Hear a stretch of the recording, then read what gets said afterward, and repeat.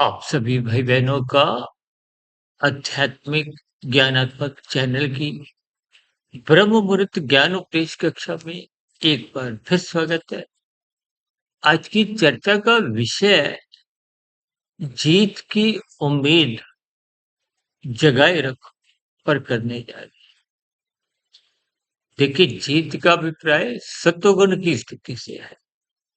आज इस संसार में जीतने का अभिप्राय राजसी स्थितियों से लिया जाता है। संसार में संसारी उपलब्धियों को हासिल करना ही एक जीत की निशानी बन गई। और कहीं-कहीं देखिए राजसी ही नहीं, तामसी स्थितियों की भी उपलब्धियों को मनुष्य एक जीत से जोड़ने लगा है। जबकि जीत का अभिप्राय आपकी हमारी आध्यात्मिक उन्नति की स्थितियों से है। देखिए भौतिक उन्नति जितनी भी आप मिले हुए जीवन में कर लेते हैं, वो तो मरने के साथ ही समाप्त समझी जाती है। क्योंकि भौतिक उपलब्धियों का संबंध आपके हमारे शरीर से है। और शरीर तो माता के गर्भ में बना है और निश्चित अपनी आयु प्रारब्ध, देखिए प्रारब्ध में जाति, आयु और भोग की स्थितियां हैं।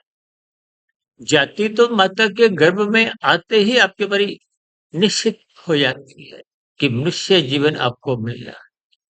और मरते दम तक आपकी हमारी स्थितियां अक्सर एक साधारण मनुष्य सत्संग के अभाव में इन सभी स्थितियों को हल्केपन में लेता है, यथार्थ ज्ञान की स्थितियों को समझता नहीं, जिसके फलस्वरूप वो अपने व्यक्तिगत लाभ को हो, स्वार्थ को हो, सुख को हो, उन स्थितियों से ही जुड़ा रहता है।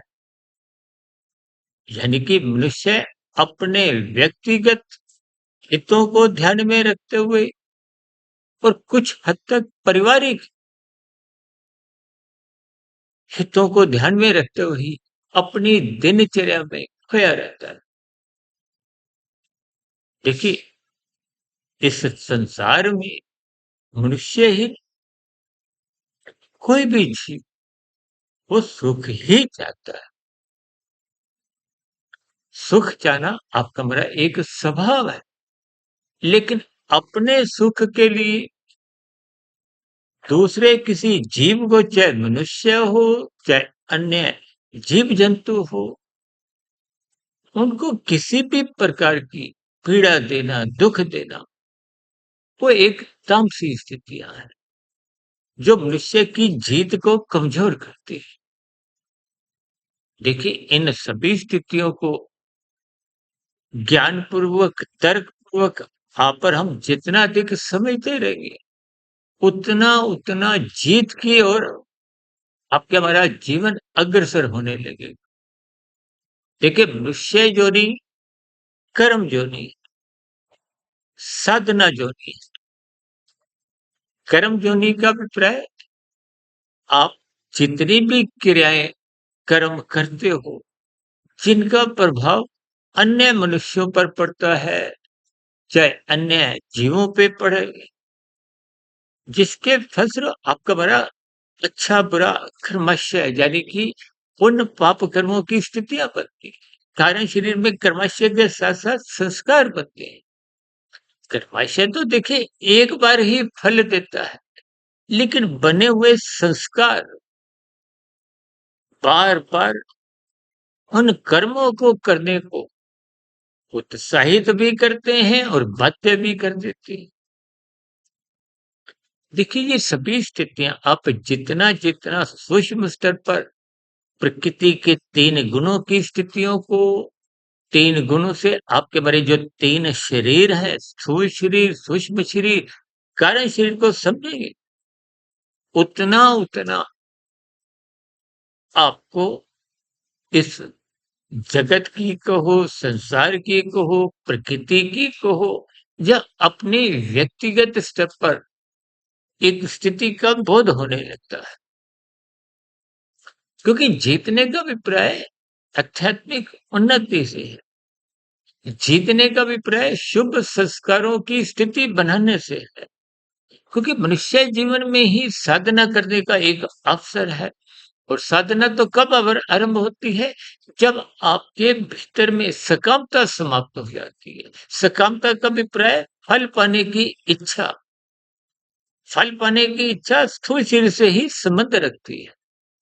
आज मनुष्य स्थूल शरीर के सिर पर तो जगा हुआ है, लेकिन सूक्ष्म शरीर और कारण शरीर के स्तर पर उतना जागा नहीं। आज संसार में देखिए, अभी कुछ समय पहले 21 जून योग दिवस के रूप में जो अंतरराष्ट्रीय स्तर पर मनाया गया। पिछले कुछ वर्षों से ऐसी ही स्थितियां आपने देखी हो। इन सभी स्थितियों में देखिए, योग का अभिप्राय योग दर्शन में आत्मा और परमात्मा की एक सुमुखता से लिया जाता है।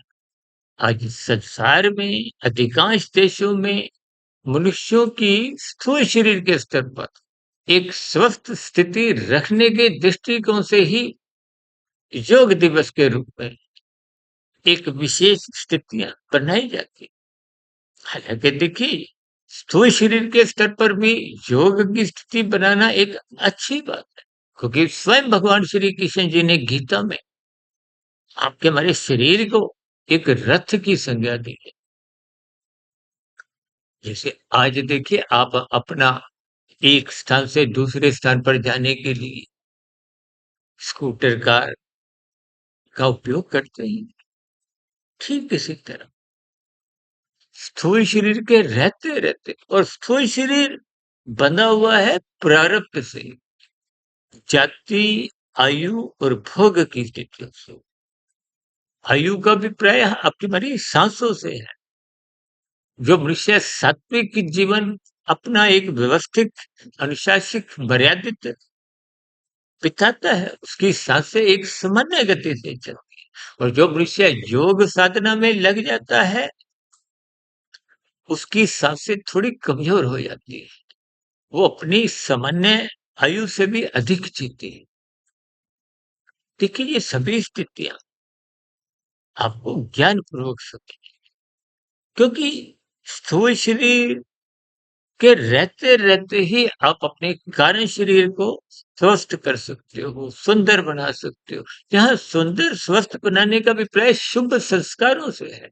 शुभ संस्कार ही आपके हमारी आत्मा पर जो अज्ञानता की स्थितियां एक आवरण रूप में बन चुकी थी, जो आपकी हमारी जीत को एक कमजोर किए हुए थे।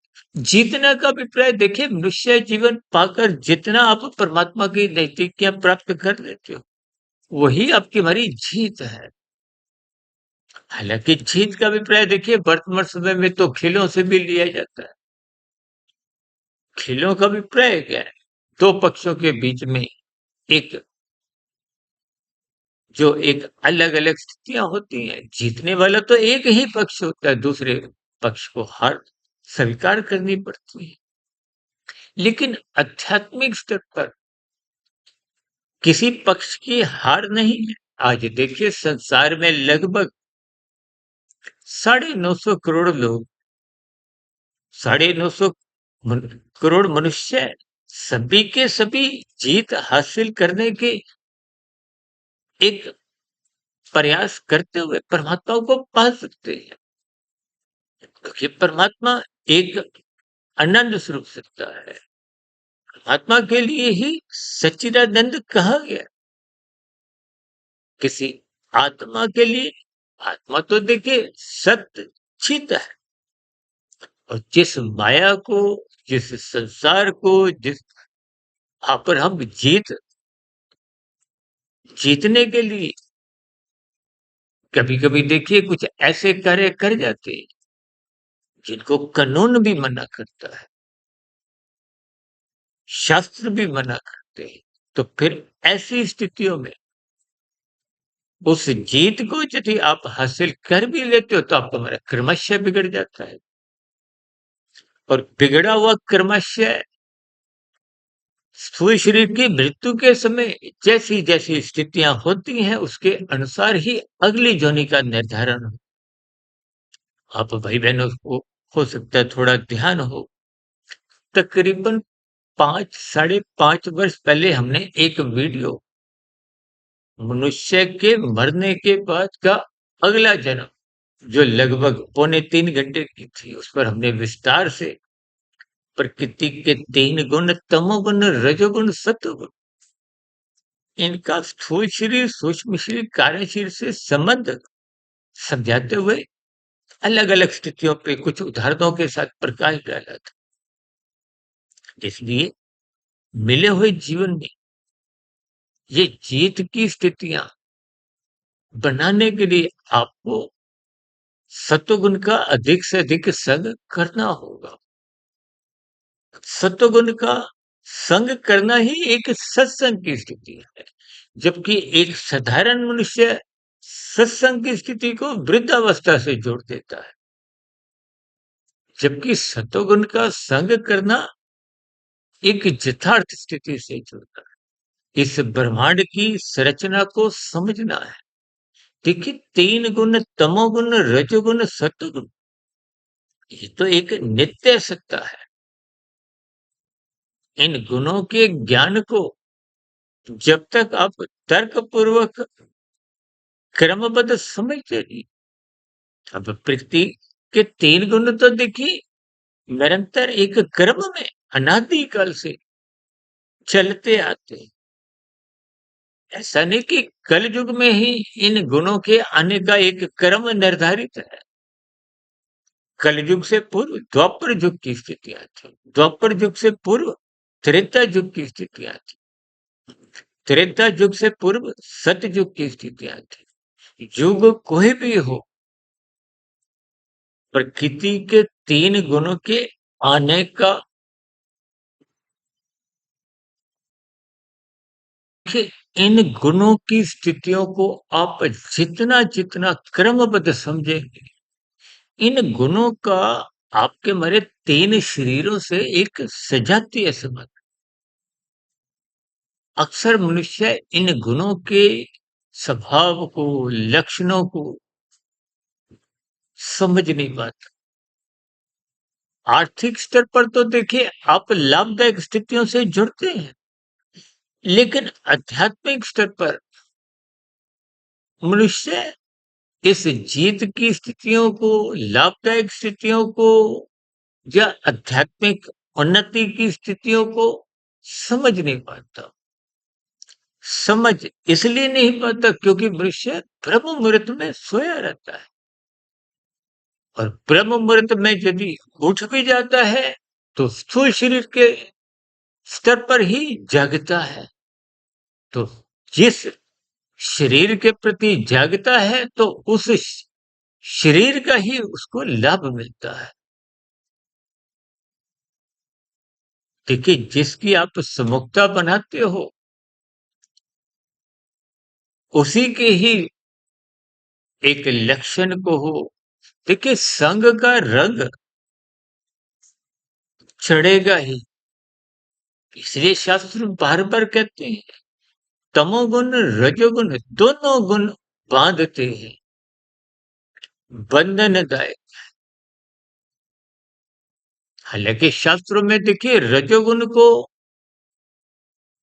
एक पुण्य कर्मों से जोड़ा गया है, यानी कि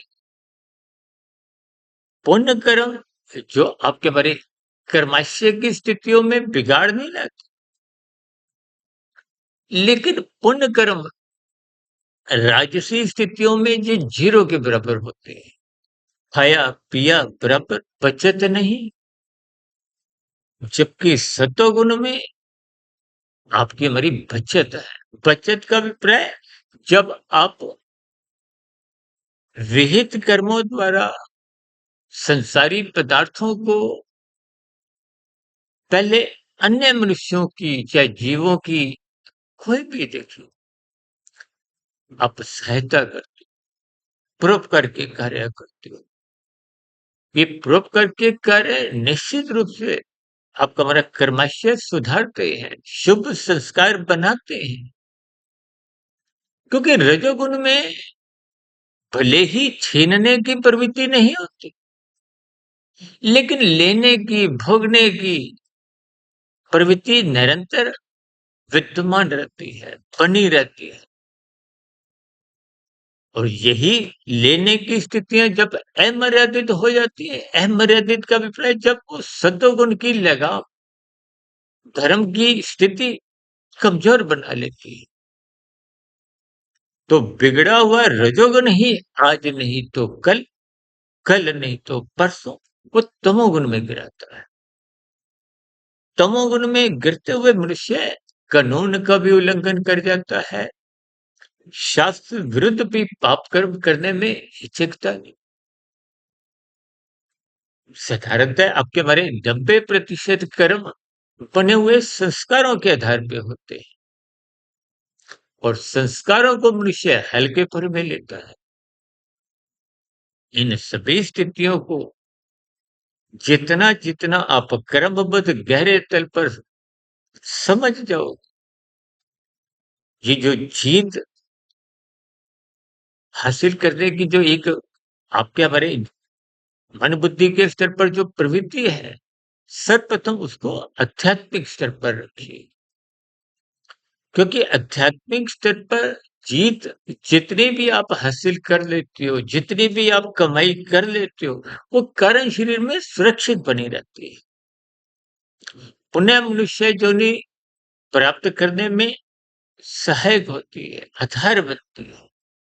जबकि भौतिक स्तर पर आप जितनी भी उपलब्धियां हासिल कर दो, देखिए इस संसार में कोई प्रधानमंत्री हो, राष्ट्रपति हो, बड़े से बड़ा उद्योगपति भी हो, खेल जगत का नामी गिनामी खिलाड़ी हो, फिल्मी जगत का सुपरस्टार भी रहो, ये सभी स्थितियां स्थूल शरीर के जीवित रहने तक ही आंशिक रूप से रहती है। आंशिक रूप से इसलिए कह रहा हूं क्योंकि लगभग वृद्धावस्था में तो इन सभी स्थितियों को कोई विशेष लाभ आप पर हम भोगने के दृष्टिकोण से ले नहीं पाते, और मरने के साथ तो ये सभी भौतिक उपलब्धियां समाप्त समझी जाती। हालांकि इस भौतिक उपलब्धियों की प्राप्ति के लिए आपने जैसे जैसे कर्म किए होते हैं, उनका कर्माशय आपको में भुगतना होता है।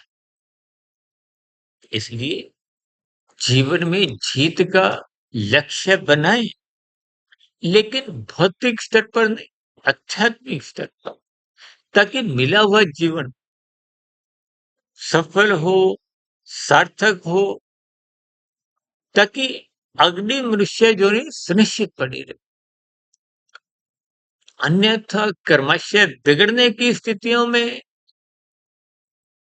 अधोगति की स्थितियां देखिए, नीचे की 80 लाख प्रकार की जो तामसी निंदनीय कश्मी जोनियां है, 20 लाख तरह की तो वनस्पति जोनी है, 11 लाख तरह के कीड़े मकोड़े कीट पतंगे, 9 लाख तरह की जल में रहने वाली जोनियां, 10 लाख तरह के पक्षी, 30 लाख तरह के पशु, ये सब तामसी जोनियां हैं। इन जोनियों में कब जाना पड़ता है? जब आपके कर्माशय में पाप कर्मों की स्थितियां बढ़ जाती है, पुण्य कर्मों की स्थितियां कमजोर पड़ जाती है, या यूं कहो कि जब आपका धर्म की स्थितियां कमजोर हो जाती है। इसलिए शास्त्र बार बार कहते हैं धर्म को प्रथम स्थान पर रखो। धर्म का अभिप्राय अपने कर्तव्य काल से है। देखिए, जब आप अपने अधिकार के लिए ही लड़ते हो, अधिकार को पाने के दृष्टिकोण से ही अपनी क्रियाएं करते हो, और अपने कर्तव्य को भूलने लगते हो, तो निश्चित रूप से कर्माशय भले ही ऐसे रूप से कुछ भी बने, लेकिन संस्कार बुरे बनने लगते हैं। बुरे संस्कार आध्यात्मिक उन्नति के दरवाजे किसी भी अंश में खोल नहीं पाते। देखिए, ये स्थितियां साधारण होते हुए भी मनुष्य कभी कभी इनके यथार्थ अर्थ समझ नहीं पाते। इसलिए अक्सर हम अपनी चर्चाओं में बार बार एक ही बात को जोर देकर कहते हैं ब्रह्म मुहूर्त में उठो, ब्रह्म मुहूर्त में उठो, गुरु के प्रवचनों को आदर पूर्वक, श्रद्धा पूर्वक सुनो, शास्त्रों को स्वाध्याय करो। ये सभी स्थितियां निश्चित रूप से आपका बड़ा राजसी स्थितियों पर एक नियंत्रण अंकुश बनाए रखती है। क्योंकि दिन में तो रजोगुण की प्रधानता होती है। उस रजोगुण के बहाव में, संसारी गतिविधियों में मनुष्य अपनी दिनचर्या को यदि अनुशासित नहीं रख पाता, जो कि निश्चित रूप से कारण शरीर में बने हुए शुभ संस्कारों के बल पर ही एक नियंत्रित रहता, तो फिर ऐसी स्थितियों में यदि संस्कारों की स्थितियां कमजोर हैं, तो रजोगुण बिगड़ता है। रजोगुण बिगड़ने के साथ साथ तामसी स्थितियां आपके जीवन में प्रवेश कर जाती, जो आपके हमारे जीवन को आध्यात्मिक स्तर पर जीतने नहीं देते। इन सभी स्थितियों को परमात्मा की प्रेरणा से, गुरुओं के आशीर्वाद से, ब्रह्म मुहूर्त समय विशेष में कुछ प्रकाश डालने का प्रयास करें। इन सभी स्थितियों को आप भी तर्क पूर्वक, ज्ञान पूर्वक इन गुणों की स्थितियों को समझिए, ताकि जीवन जो जीतने के लिए मिला है, उस जीत की ओर आप और हम अग्रसर हो, अपने शुभ संस्कारों के प्रति सचेत हो। ऐसी सभी सात्विक शुभ स्थितियां आपके जीवन में भी बने। इन्हीं शुभकामनाओं के साथ आज की चर्चा विशेष को यही विश्राम देते हैं। दिन में आध्यात्मिक ऑक्सीजन, कुछ शॉर्ट्स के समय समय पे वीडियो, और शाम को आपके प्रश्नोत्तर को लेते हुए सर्व कल्याण वृक्ष में प्रश्नोत्तर ज्ञान कक्षा में फिर मुलाकात करेंगे। तब तक आप अपने आध्यात्मिक मित्र सुधीर भाटिया फकीर को इजाजत दें। वीडियो संबंधित आपके मन में कोई प्रश्न हो, कोई सुझाव या कोई आपत्ति, विरोध, शिकायत की स्थितियां हो, तो नीचे कमेंट्स बॉक्स पर इन सभी प्रतिक्रियाओं का स्वागत है। चर्चा विशेष को ध्यानपूर्वक, धैर्यपूर्वक, गंभीरतापूर्वक सुनने के लिए आप सभी भाई बहनों का बहुत बहुत धन्यवाद।